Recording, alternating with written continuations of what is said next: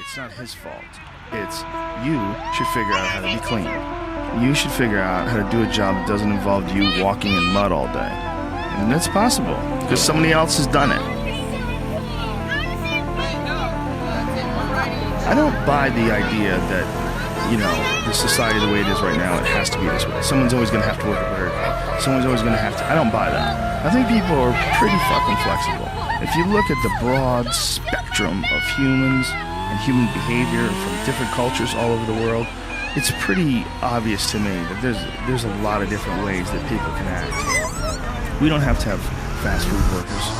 We don't have to have people who work shit jobs. We don't have to. We just need to figure out how to restructure society so everybody somehow or another plays a part, has something to contribute, has something to share. I mean, that's what a real society is supposed to be like. I give you some coconuts, you give me some fish. You know, we make a deal, and we do it back and forth and left and right. And when there's nothing to contribute, then you start looking, the president needs to give us jobs. We need jobs. So instead of something to contribute, you just find something to do with your time. And then it becomes about doing that more than it becomes about finding something to contribute. So society gets wrapped around becoming a part of a machine.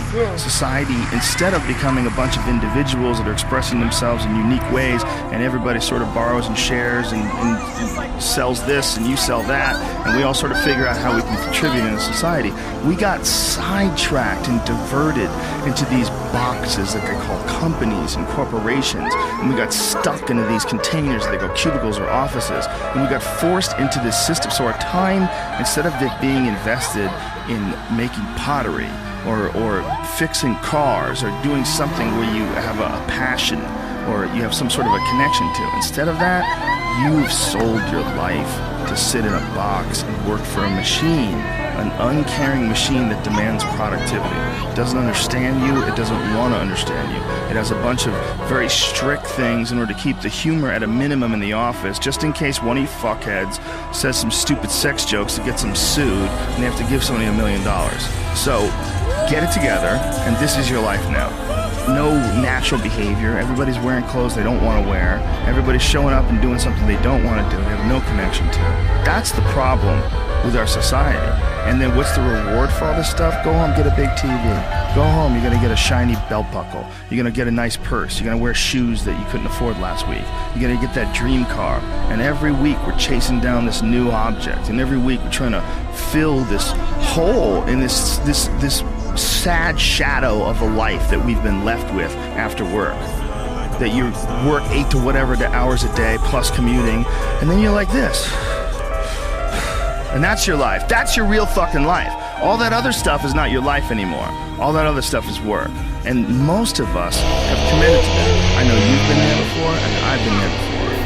And we understand that it's a trap because we got out of it. But for the people that are in it, a lot of times they don't even understand it's a trap.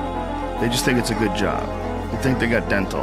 I'm doing really good. I got my own parking spot, it's got my name on it. And you're just a piece of a heartless, shitty machine that makes money.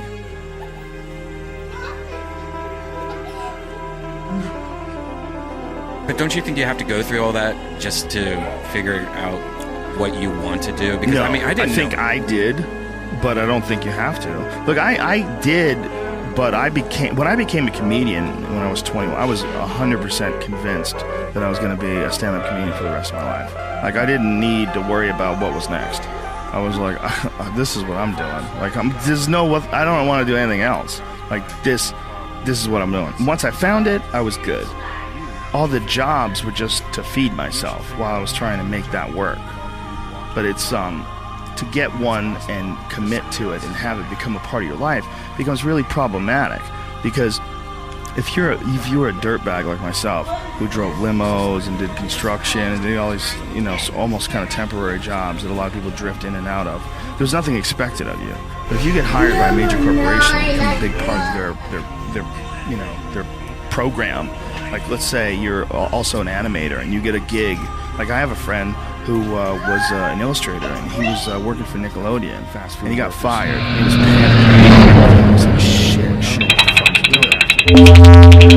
doing?